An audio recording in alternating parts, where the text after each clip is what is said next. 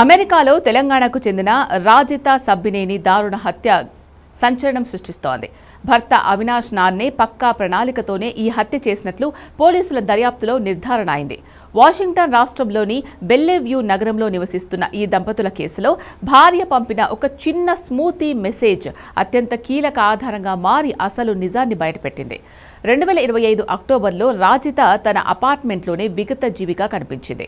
ముందుగా భర్త అవినాష్ పోలీసులను తప్పుదోవ పట్టించే ప్రయత్నం చేశాడు.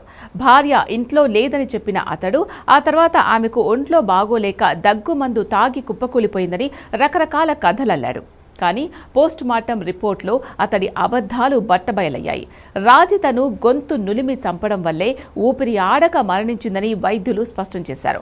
దీంతో పోలీసులు అవినాష్పై దృష్టి పెట్టారు. దర్యాప్తులో భాగంగా పోలీసులు అవినాష్ ఫోన్ను పరిశీలించగా షాకింగ్ నిజాలు బయటపడ్డాయి. చనిపోవడానికి ముందు రాజిత తన భర్తకు "నువ్వు చేసిన స్మూతీ దగ్గుమందులా ఉంది, వింత రుచి వస్తోంది" అని మెసేజ్ పెట్టింది. అంతకుముందు కూడా అతడు చేసిచ్చిన జ్యూసులు చేదుగా ఉన్నాయని పలుమార్లు మెసేజ్లు చేసినట్లు పోలీసులు గుర్తించారు. దీన్ని బట్టి ఆమెను ముందు నుంచే విషమిచ్చి చంపే ప్రయత్నం జరిగి ఉండొచ్చని పోలీసులు అనుమానిస్తున్నారు. దానికి తగ్గట్టుగానే అవినాష్ ఇంటర్నెట్లో విష పదార్థాల గురించి వెతికిన సర్చ్ హిస్టరీ కూడా పోలీసులకు దొరికింది. మరోవైపు అపార్ట్మెంట్ స్మార్ట్ లాక్ డేటాను చెక్ చేయగా అవినాష్ కాసేపు బయటకు వెళ్లిన సమయంలోనే వేరే ఎవరూ ఇంట్లోకి రాలేదని తేలింది. దీంతో బయట వ్యక్తులు ఎవరైనా చంపి ఉంటారన్న వాదనను పోలీసులు కొట్టేశారు. పోలీసుల దర్యాప్తులో బయటపడిన మరో సంచలన విషయం వివాహేతర సంబంధం. హత్య జరిగిన రోజున అవినాష్ ఇండియాలో ఉన్న వేరొక మహిళతో చాలాసార్లు ఫోన్లో మాట్లాడాడు.